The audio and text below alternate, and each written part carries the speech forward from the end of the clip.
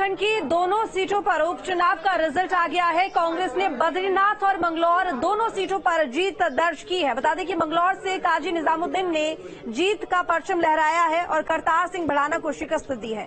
तो वहीं बद्रीनाथ सीट से लखपत बुटौला जीते हैं, उन्होंने राजेंद्र भंडारी को हराया है।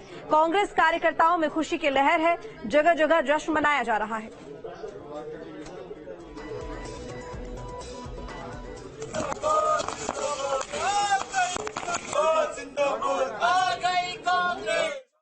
और के लोगों को बहुत धन्यवाद देता हूं। जनता ने उसका शानदार जवाब दिया है। शांतिपूर्ण तरीके से मतदान होता है, जीत हार होती है, लेकिन भाजपा ने जनता की भावना का अपहरण करने की कोशिश की।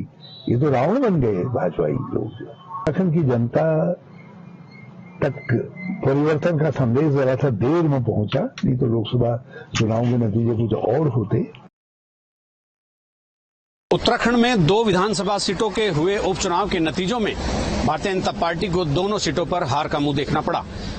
हरिद्वार की मंगलौर सीट, वहां पर कांग्रेस जीत गई और चमोली की बद्रीनाथ सीट पर भी कांग्रेस जीत गई।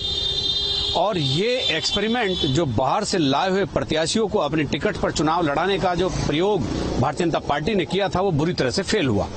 मंगलौर चूंकि 50% से ज्यादा मुस्लिम बाहुल सीट पर जिस तरह से यहां पर प्रशासन ने पूरी ताकत झोंक दी थी भारतीय जनता पार्टी को जिताने के लिए, उसके बाद भी 425 वोटों से कांग्रेस के काजी निजामुद्दीन ने आयतित प्रत्याशी करतार सिंह भड़ाना को हरा दिया, जो सभी दलों में घूम फिरकर हरियाणा से यहां आकर मंगलौर से उपचुनाव लड़ रहे थे।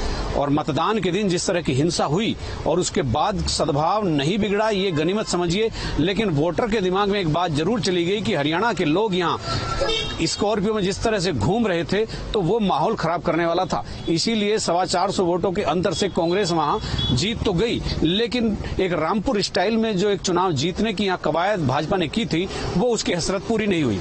बद्रीनाथ में सिटिंग एमएलए राजेंद्र सिंह भंडारी जो कांग्रेस से थे, लोकसभा चुनाव से ठीक पहले भाजपा में आते हैं और बाई इलेक्शन में उन्हें ही भाजपा चुनाव लड़ाती है। और कांग्रेस ने अपने प्रदेश प्रवक्ता लखपत बुटौला को चुनाव लड़ाया और वो 5200 वोटों से जीत गए। बद्रीनाथ सीट पर जीत के मार्जिन का ये एक बड़ा रिकॉर्ड है। इतनी वोटों से वहां पर कभी कोई नहीं जीता जब से ये सीट बनी है। इसके अलावा बद्रीनाथ सीट भारतीय जनता पार्टी के मौजूदा प्रदेश अध्यक्ष और राज्यसभा सांसद महेंद्र भट्ट की कर्म भूमि है। 25 साल से वो वहां उसी क्षेत्र में उसी सीट पर राजनीति कर रहे हैं और प्रदेश अध्यक्ष हैं, राज्यसभा सांसद हैं।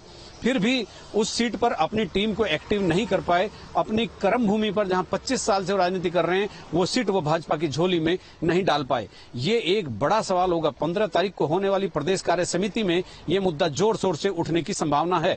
उधर कई नेताओं के इशारों में कई नेताओं ने कहा कि अगर बाहर से प्रत्याशी आते रहेंगे तो कार्यकर्ताओं का जो मनोबल है वो डाउन रहेगा, कार्यकर्ता कभी सक्रिय नहीं होगा। अपने सहयोगी कैमरामैन सोनी कुमार के साथ न्यूज स्टेट के लिए देहरादून से अजीत सिंह राठी।